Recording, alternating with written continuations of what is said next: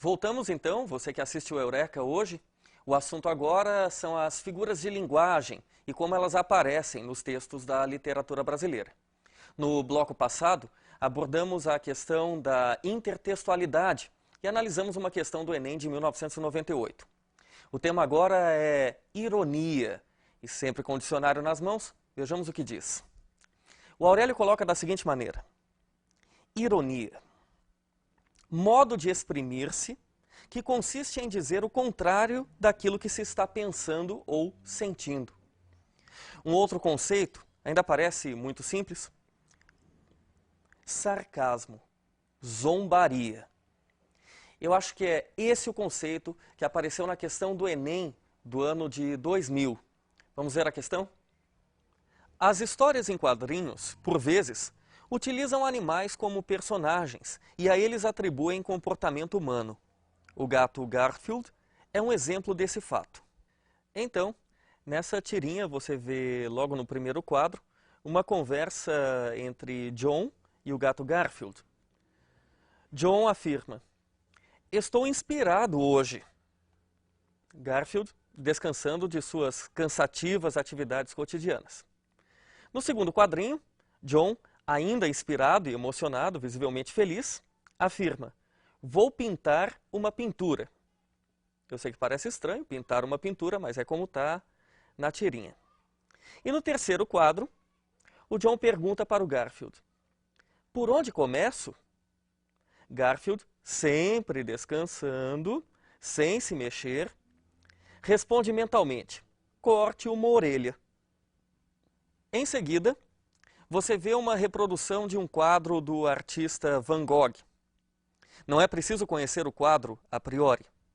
O próprio Enem coloca como nota a referência adequada. Trata-se de um autorretrato de orelha cortada. E aí seguem as perguntas.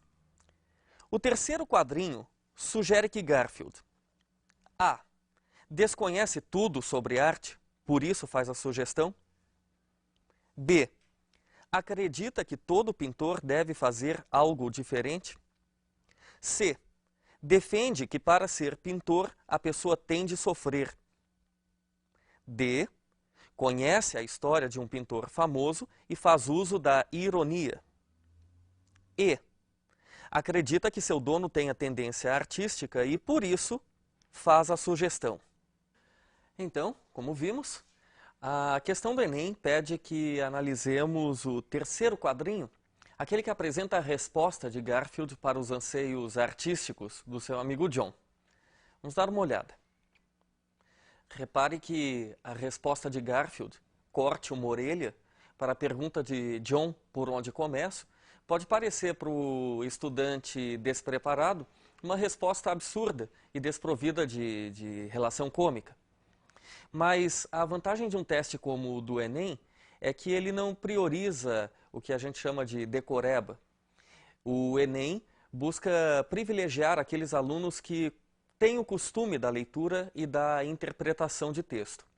Assim, o próprio exercício oferece a reprodução do quadro de Van Gogh e explica que Van Gogh foi um pintor holandês, nascido em 1853. Portanto, a relação da orelha cortada com a pintura fica evidente na resposta do Garfield. Resta analisar as alternativas. Vejamos. Alternativa A. Garfield desconhece tudo sobre arte, por isso faz a sugestão? Ora, se ele desconhecesse tudo sobre arte, ele não faria essa sugestão, a sugestão ia cair no vazio e não ia ter efeito cômico a tirinha. Alternativa B. Garfield acredita que todo pintor deve fazer algo diferente. Ora, se ele acreditasse que o pintor deveria fazer algo diferente, ele não ia sugerir que John fizesse exatamente a mesma coisa que Van Gogh fez mais de um século antes. A alternativa C diz o seguinte: Garfield defende que para ser pintor a pessoa tem de sofrer. Eu acho que não é possível afirmar que ele defende essa teoria. Ele nada mais fez do que dar uma resposta em tom irônico, que é o que aparece aqui na alternativa D. Reparem. Garfield conhece a história de um pintor famoso e faz uso da ironia. Ou seja, enquanto John perguntava por onde eu começo, querendo se referir o que é que eu vou pintar, Garfield responde, comece cortando uma orelha, ou seja, fazendo referência ao famoso pintor Van Gogh. E a alternativa E ainda diz, acredita que seu dono tenha tendência artística e por isso faz a sugestão. Repare então que a questão não apresenta grande dificuldade, mas privilegia, como eu disse, aquele aluno que tem o costume de ler e interpretar textos com calma. Uma coisa muito comum no Enem é a reprodução de obras de pintura ou de tirinhas humorísticas.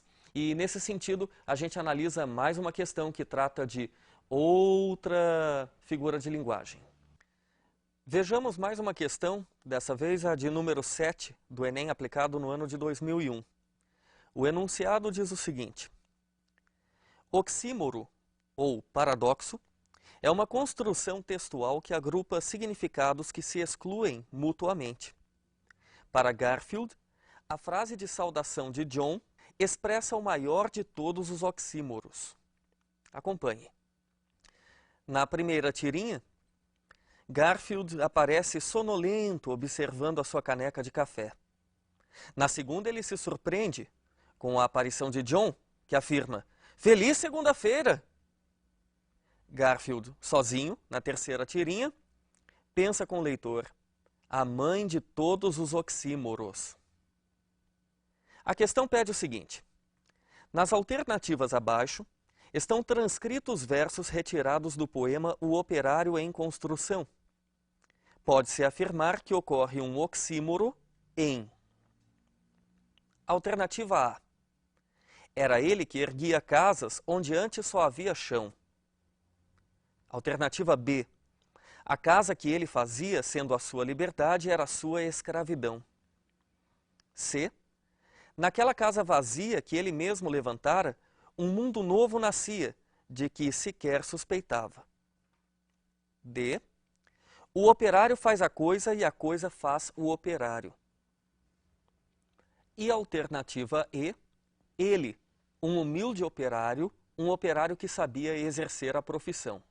Repare você em casa que o próprio enunciado da questão propõe o conceito de oxímoro, ou paradoxo, se prefere. E diz o seguinte, é uma construção textual que agrupa significados que se excluem mutuamente. Resta verificar em qual das alternativas isso acontece. A alternativa A diz o seguinte, era ele que erguia casas onde antes só havia chão. Não há oposição nessa frase. Ele erguia casas onde antes havia chão. Não há o paradoxo. Mas na alternativa B, sim, repare. A casa que ele fazia, sendo a sua liberdade, era a sua escravidão. Ou seja, dentro do contexto da poesia, Vinícius de Moraes sugere que a casa que o operário construía era, ao mesmo tempo, a liberdade e a escravidão desse operário. Aí sim, um claro caso de paradoxo. Na alternativa C, ele diz, naquela casa vazia, que ele mesmo levantara, um mundo novo nascia, de que sequer suspeitava. Tampouco há relação de oposição, como também não acontece nas demais alternativas. O paradoxo é um conceito bastante simples, mas há que se ter algum cuidado para não confundir com a antítese, que vai ser motivo de uma outra aula. Para terminar hoje, a gente vai apreciar um trecho do poema O Operário em Construção, de Vinícius de Moraes. A gente se vê na próxima. Valeu! Era ele que erguia casas, onde antes só havia chão. Como um pássaro sem asas, ele subia com as casas que lhe brotavam da mão. Mas tudo desconhecia de sua grande missão. Não sabia, por exemplo, que a casa de um homem é um templo sem religião. Como tampouco sabia que a casa que ele fazia, sendo a sua liberdade, era a sua escravidão.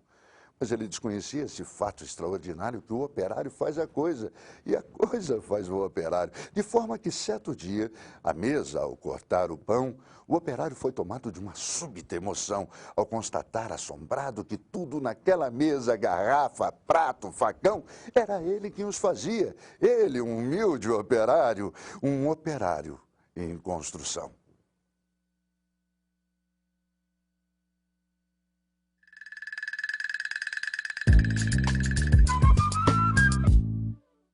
Obrigado, Marcelo, músico, professor de literatura. Obrigado pela palavra e pela inspiração. E nada como terminar este bom momento, este período de 9 encontros, estes quase 3 meses de contato com você, com a literatura. Vale a pena mesmo. Muito obrigado à TV Paulo Freire, este professor, este profissional da educação, agradece à TV Paulo Freire pela dedicação, por todo o esforço para levar a vocês 9 encontros. 9 encontros que têm o seu desfecho a partir da semana que vem. Já com uma outra linha de pensamento, uma linha de pensamento mais voltada ao encontro ao vivo, à resolução de questões. Exatamente aonde? Nos aulões. 2 aulões. A partir da próxima semana, eis aqui o encontro, o aulão especial do Projeto Eureka. Este aulão acontece pela Paraná Educativa, pela TV Pública do Estado do Paraná, no dia 19, então, no próximo sábado, das 3 às 5 da tarde, das 15 às 17. No dia 19, falaremos exclusivamente sobre exatas e biológicas. Então, os professores de Física e Matemática, Química e Biologia desfilarão seus conhecimentos resolvendo questões ao vivo. Já no dia 26, no último sábado, que é véspera da prova, é a hora de encontrar necessariamente a área de humanas, com a língua portuguesa, a literatura, a redação, as artes e, é claro, a história e geografia. Bom trabalho para você, excelente prova. E tenha certeza absoluta, valeu a pena esta companhia, este esforço para que você realize um belo exame em nome da boa educação brasileira. Vale a pena mesmo. Até a próxima.